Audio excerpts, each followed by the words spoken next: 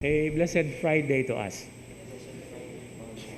This very short gospel reading today is just one of the many dimensions if we consider in particular the Gospel of St. Luke.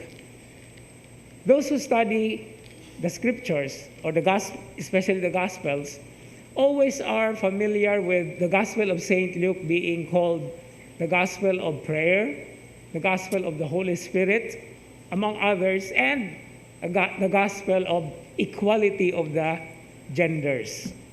Now, how is this very much emphasized in the Gospel of St. Matthew? You know, before anything else, I remember as a student back in Rome, I had a classmate, a woman. Actually, she was a sister. And I had a classmate, and our course was Luke, the Gospel of Luke and the Acts of the Apostles. And you know, this sister is actually a very active feminist. And of course, our professor knew her. No?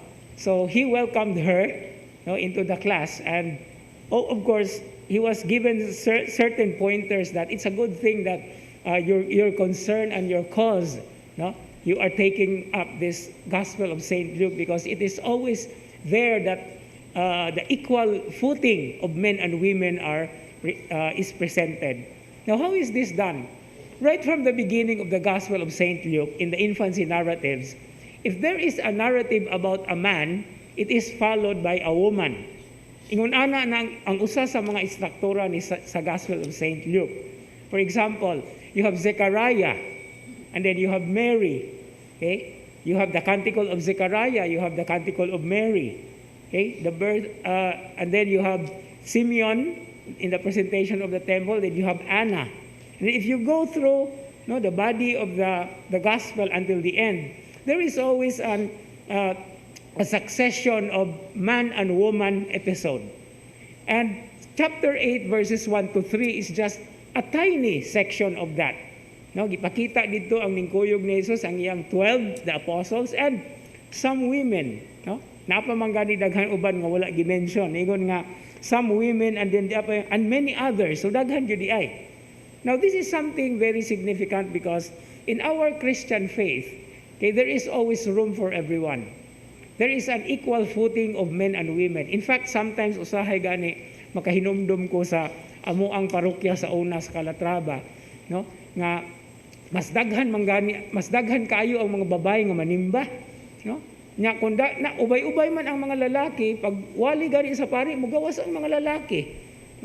And in fact, in our activity, the most important thing is the handing on of the faith. Mas daghan ang mga katekista nga mga babae. And we are celebrating today the memorial of Saint Robert Bellarmine, the patron saint of catechists and catechumens. So ang activity sa simbahan, ang atong mga buluhaton is practically for everybody. And this is one thing that I remember from our professor. Back to that story I said. Ningon siya nga, yes, this is a very important course, but it should not become part of your agenda to promote or to propose priesthood for the women. Usa na sa mga sensitive ng mga questions. But I'm just popping it up here because there is always an order and an hierarchy of services. But it doesn't mean that the women are always put at the sides. Importante kaayo ang gitawag nato og feminine touch, the feminine dimension. And we have, in the first place, the Blessed Virgin Mary, whose role in the life of the church, in our lives, is very important. And most especially connected to this is the role of our mothers. Diba? Atong mga mama, they are our first teachers. And of course, there are also fathers who are active in this thing.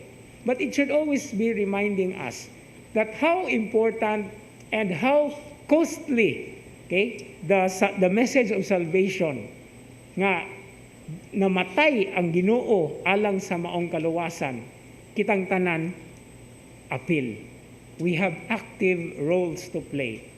And it is one thing to recognize as regards equality of the genders.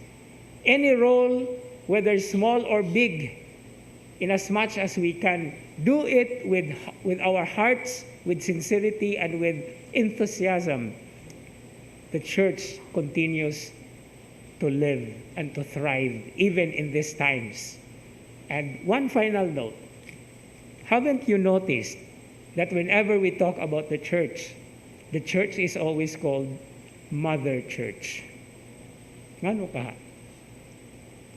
So this is the beautiful thing that we have to take a look into.